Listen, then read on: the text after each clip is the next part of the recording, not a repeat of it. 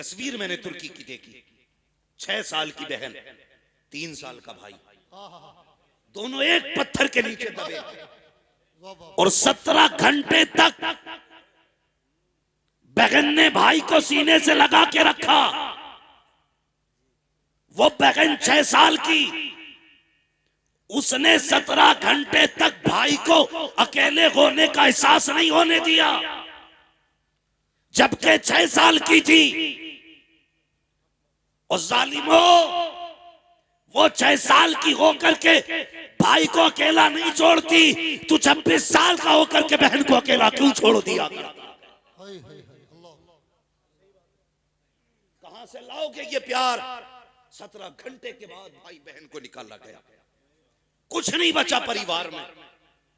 एक बच्ची को देखा, उसका छोटा भाई तकरीबन 2-3 महीने का होगा या 4 का होगा। हाँ, अल्लाह अकबर, वो बहन बहुत ज्यादा होगी तो 3 साल की है, जो उसे हर तरह छुपाना चाहती है।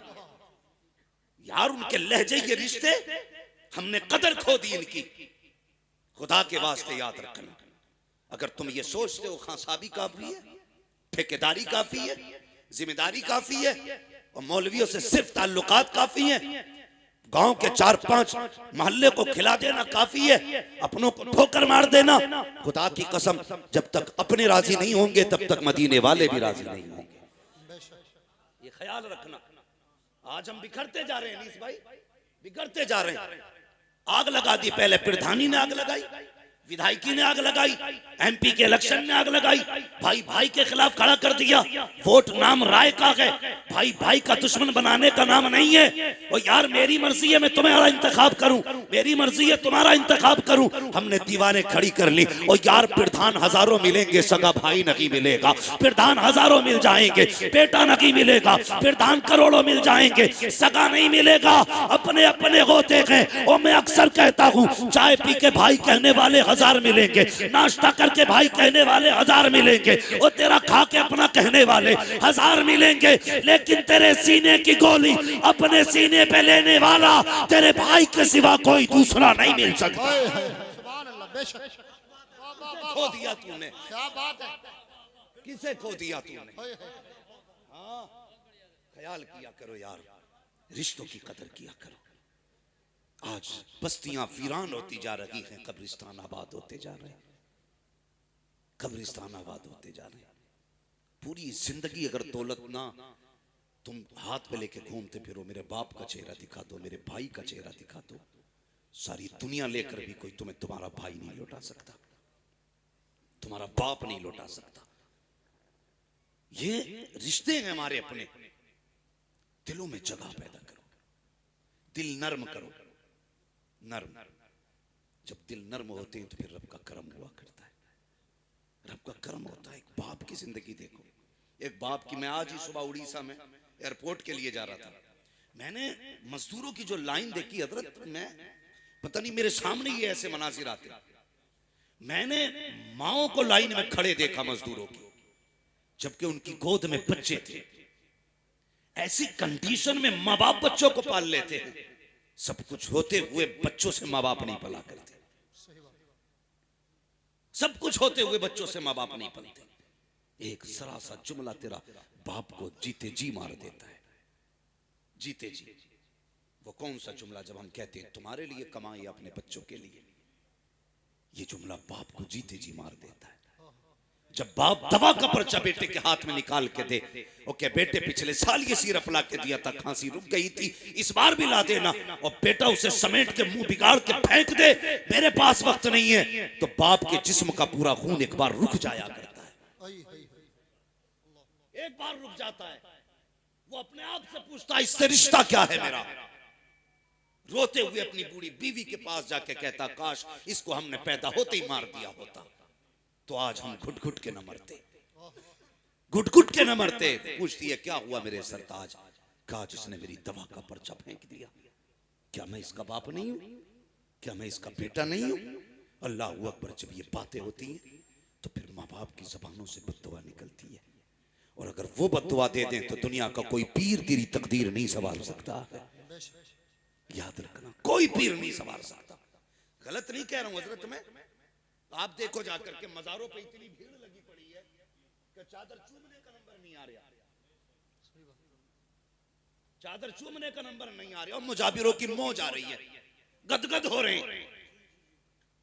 इतना पैसा गोलकों में है कि गिनने वाले नहीं मिल रहे। हाँ?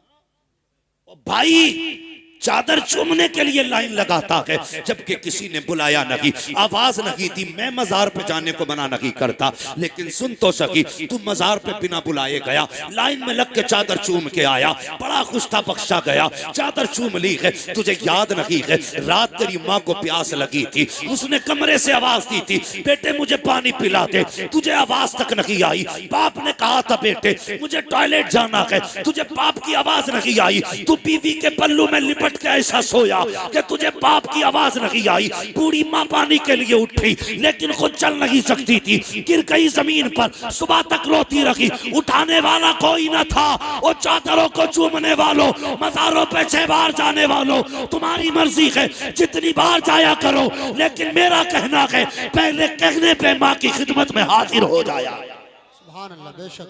नारे तकबीर, नारे रिसालत, नारे हैदरी, नारे हैदरी, नारे गौसियत। अल्लामा मुफ्ती हम्माद साहिब क़िबला। सुभान अल्लाह। आज बाप है तो कदर नहीं है, आज माँ है तो इज्जत नहीं है। हाँ इज्जत नहीं। मैं तो नहीं बता सकता शुएब भाई के दिल पे इस वक्त क्या गुजरती होगी। बाप के बगैर ये जिंदगी कैसे महसूस करते होंगे, नहीं जानता भाई, मैं नहीं जानता। इसलिए कि बाप का दर्द सिर्फ यतीम जानता है, और ये ऐसा दाग होता है जो जिंदगी में कभी नहीं जाता। जब जब खुशी आती है तब तब आंसू आएंगे, जब जब कामयाबी होगी तब तब आंसू आएंगे। क्यों दिल ये कहेगा काश आज वो होता जिसने मुझे ऐसा बनाया था, मेरी कामयाबी देखता तो कितना खुश होता। ये ख्याल उड़ाता है पूरी जिंदगी। आज वो गए तो खुशियों में शामिल नहीं, आज वो गए तो दस्तरखान पे हाजिर नहीं। बाप इंतकाल कर जाए, सैगम भाई कई लोगों ने कहा यार तू बहुत बड़ा मुकर्रिर है, कहते लोग समझते हैं, हालांकि मैं कुछ नहीं हूं, ये सब तुम्हारा कर्म है आका के बाद अब तक बनी हुई है, मैं कुछ नहीं हूं। लोग कहते बड़ा मुकर्रिर है तू, कोई ऐसा वजीफा बता, मेरा जी चाहता मैं अपनी माँ का चेहरा देखूं, मैं अपने बाप को देखूं। जब से गए मैंने आज तक ख्वाब में नहीं देखा, मैं उन्हें देखना चाहता हूं, मैं उनकी कब्र पे जाऊं तो मुझे नजर आ जाए। ये लोग कहते हैं, मैं कहता हूं किसी तावीज की जरूरत नहीं है, किसी वजीफे की जरूरत नहीं है। अगर तुम्हें अपने बाप और माँ को देखना है, सिर्फ इतना कर, एक दिन थोड़ा ज्यादा करके खाना बना, सारी बहनों को दावत दे, सारे भाइयों को दावत दे, एक दस्तरखान पर बैठो और हंस हंस के खाने खाओ। फिर सबके चेहरे देखना, किसी बहन के चेहरे में माँ का चेहरा दिखाई देगा, भाई के चेहरे में बाप का चेहरा दिखाई देगा। और यार अपनों को बैठा करके कभी हंस लिया करो, किसी वजीफे की जरूरत नहीं है। तेरे एक ही दस्तरखान पे माँ का चेहरा भी दिख जाएगा, बाप का चेहरा भी नजर आएगा। क्या बात है बाबा, या रसूल, या वाह वाह वाह वाह।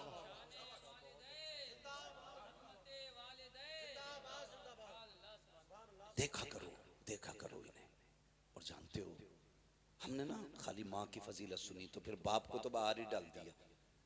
हाँ गर्मियों में देखना बाप को पंखा तक नसीब नहीं होगा, अम्मा एसी में लेटी होगी, इसलिए कि सिर्फ माँ की फजीलत सुनी हमने। बाप को नहीं जानते? खुद जरा दिल पे हाथ रख के बता, जिसके कदमों के नीचे तेरी जन्नत है, फिर उसकी जन्नत जिसके कदमों के नीचे है, उसकी अपनी शान क्या होगी?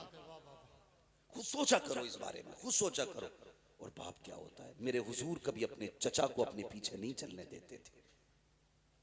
हुजूर सैयदुल अंबिया होकर के, हाँ इतनी पावर वाले कि अगर बैतुल मुकद्दस में आ जाएं सारे नबी खड़े हैं, मुसल्ले पे आने की हिम्मत नहीं किसी की। कौन आएगा मुसल्ले पे? जिब्रील मुसल्ले पे आज वो आएगा जो सबसे ज्यादा शान वाला होगा। कौन आया? फिर मेरे नबी मुसल्ले पे आए, मेरे नबी मुसल्ले पे आए। और इतनी पावर वाला यार, उसके लहजे की धमक कसम से कयामत में देखना। फकत इतना सबब है इनेकाते बज़्म महशर का कि उनकी शान महबूबी दिखाई जाने वाली।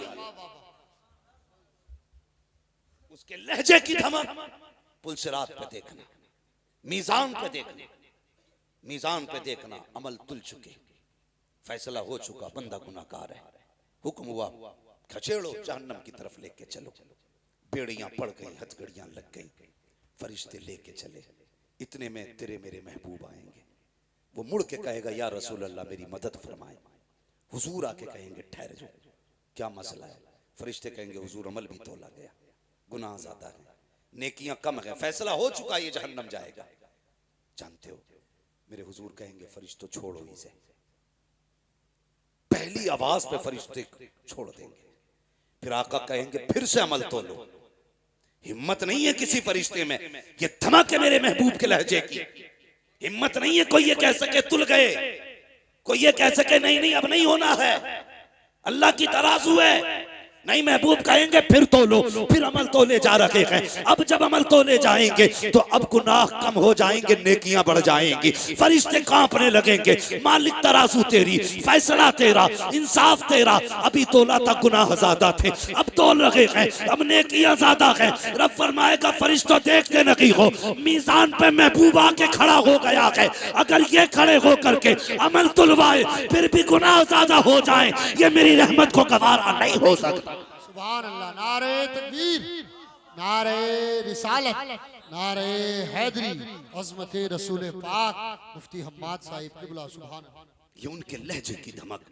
अल्लाह अकबर। वो पैगंबर, कभी आपने ना अपने चचा को अपने पीछे नहीं चलने दिया, नहीं चलने दिया। क्या फरमाया करते थे? आका फरमाते थे चचा मेरे पीछे ना चला करो, लोग कहते हैं आपकी शक्ल मेरे बाप अब्दुल्ला से मिलती है। जब तुम पीछे चलते हो तो लगता है कि अब्दुल्ला मेरे पीछे है। अल्लाह अकबर। वो खुदा के वास्ते कदर करो बाप की भी, इज्जत करो बाप की भी।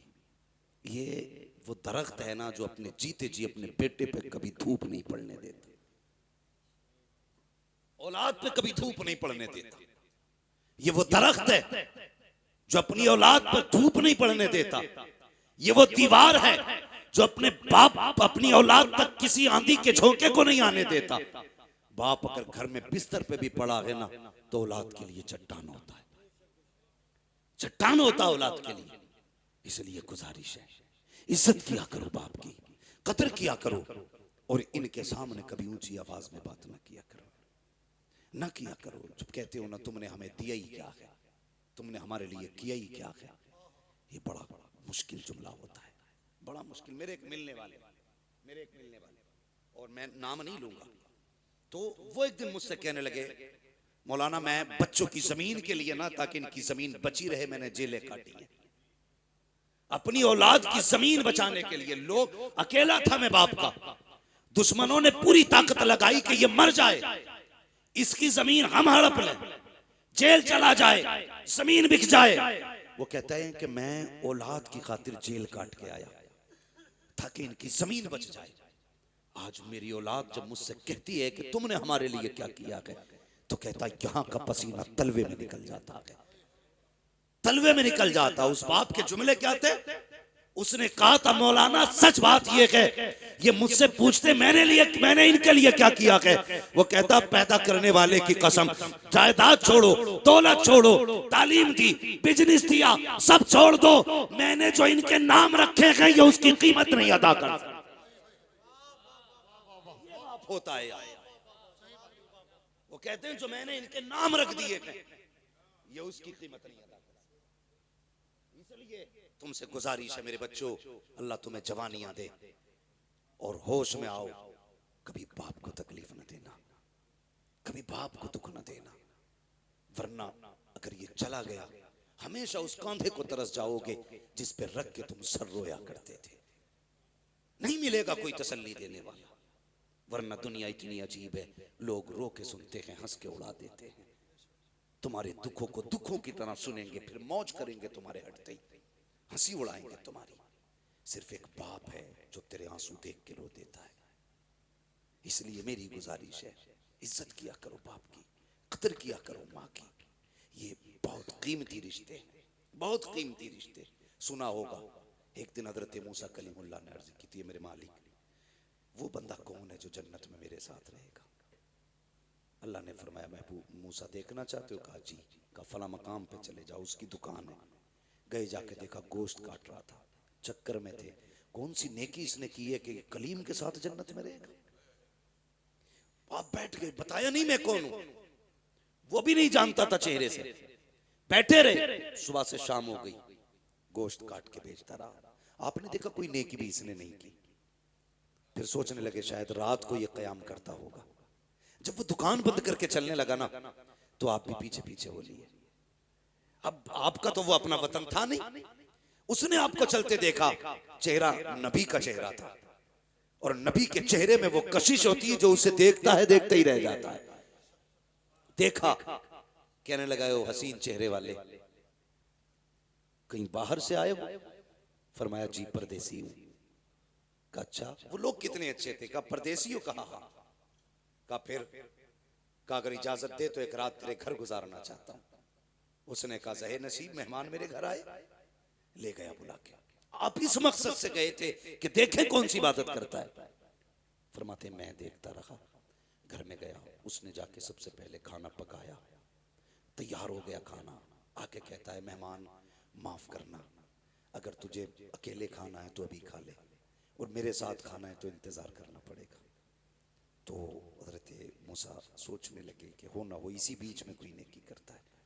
फरमाते उसने खाना बनाया, तैयार किया खाना, तो उसने फिर उसकी बूढ़ी माँ जो बहुत कमजोर हो चुकी थी, किताबों में यहाँ तक लिखा है कि पुटरिया में टंगी हुई थी, वो पुटरिया उतारी, उतारने के बाद उसे रखा, उसका मुंह धुला, खाना आगे रखा, अपने मुंह से चबाता और उसके मुंह में लुकमे देता। अल्लाह के कलीम देख रहे हैं सारा मंजर देख रहे हैं। जब वो खा चुकी, उसने कहा बेटे मैं खा चुकी, अब तू खा ले। उसने कहा, फिर वो औरत ने जब खाने के बाद ना हाथ उठाए, वो कुछ कह रही थी, वो बेटा हंस रहा था। हजरत मूसा कहने लगे क्या कहा तेरी माँ ने? उसने कहा छोड़िए जनाब, ये तो ऐसी बातें करती है। कहा क्या कहा? कहने जब ये दुआ के लिए हाथ उठाती है तो वो मांगती है कि जो समझ में नहीं आता मिल जाएगा। कहा क्या? कहा जब भी हाथ उठाती कहती है अल्लाह मेरा बेटा खिदमत करता है, इसके बदले में बस इतना चाहती हूं कि जिंदगी में मुझे मूसा का चेहरा दिखा दे और मेरे बेटे को जन्नत में मूसा का साथ अता फरमा दे। वो हंस के कहता देखिए जनाब, ये मेरी माँ ऐसी दुआ करती है, क्या ये हो सकता है? कहां कलीम, कहां मैं, और ये मेरी माँ का तो हाल देखो, बेटे से कितना प्यार करती है, जन्नत में कलीम का साथ मांग रही है।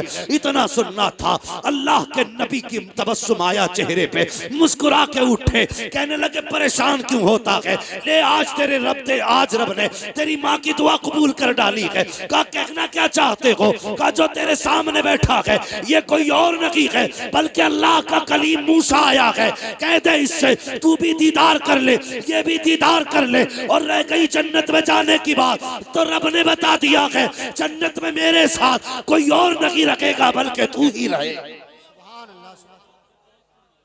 अल्लाह अकबर। ये माँ होती है, ये माँ होती है जो गैर मुमकिन को मुमकिन बना देती है। हाँ, गैर मुमकिन को मुमकिन बना देती है। कहा था ये कहती है हो जाएगा ऐसा, फरमाया हो चुका है। अल्लाह अकबर। ये माँ है, मगर मसला ये अलग है। हम वहां जा रहे हैं तावीज़ कराने,